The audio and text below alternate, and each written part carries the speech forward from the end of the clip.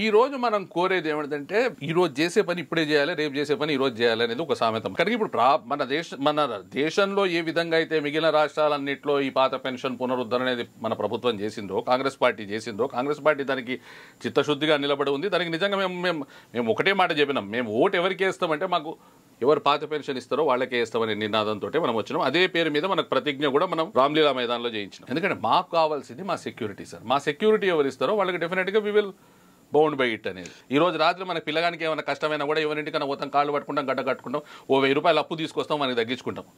పొరపాటున మనం పోతే మన ఇంట్లో ఉన్న భార్య పరిస్థితితో, పిల్లల పరిస్థితితో, తల్లిదండ్రుల పరిస్థితి అట్లా ఉండదు.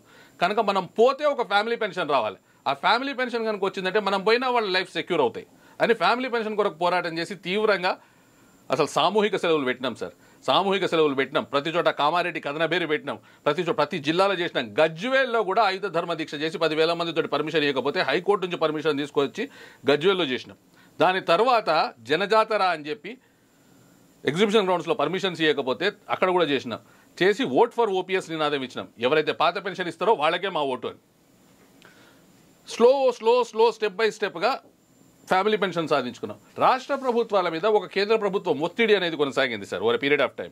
ఏమనంటే మీరు ఎన్పిఎస్లో జాయిన్ అయితేనే మీకు కొన్ని రకాల మేలు కలుగజేస్తాం, కొన్ని రకాలైన రుణాలు ఇస్తాం, కొన్ని ఇంట్రెస్ట్ ఫ్రీ లోన్స్ ఇస్తాం, ఇవన్నీ అని చెప్పి.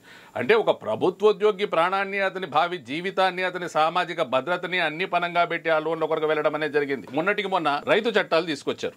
రైతు చట్టాలు తీసుకొచ్చినప్పుడు ఆ రైతు చట్టాలకు వ్యతిరేకంగా ఈ అన్యాయం, దుర్మార్గం అని చెప్పి ఒక సంవత్సరం పాటు వాళ్ళు ఢిల్లీ చుట్టుపక్కల మొత్తం నిలబడి కూర్చొని పోరాటం చేసి అన్ని వర్గాలు ఏకమై చేస్తే రైతు చట్టాలు వెనక్కిపోయినాయి. కానీ 2004లో ఆ రోజు పరిస్థితుల్లో ఆ రోజు ఉన్న ఉద్యోగ ఉపాధ్యాయ సంఘాలు వీటికి వ్యతిరేకంగా పోరాటం చేస్తున్నా ఈ రోజు మాకు ఈ పరిస్థితి లేదు. ఎందుకంటే వాళ్ళకి అర్థం కాలే ఏదో చాలా గొప్పగా ఉంటుంది, చాలా గొప్పగా వస్తుంది అనేది. అదే చెప్తారు కదా సార్, ఓ పాట ఉంటుంది మన పాతది, కొత్త దేవుడండి కొంగొత్త దేవుడండి, నేలకు స్వర్గం దించాడండి, దించిన స్వర్గం పంచాడండి అని.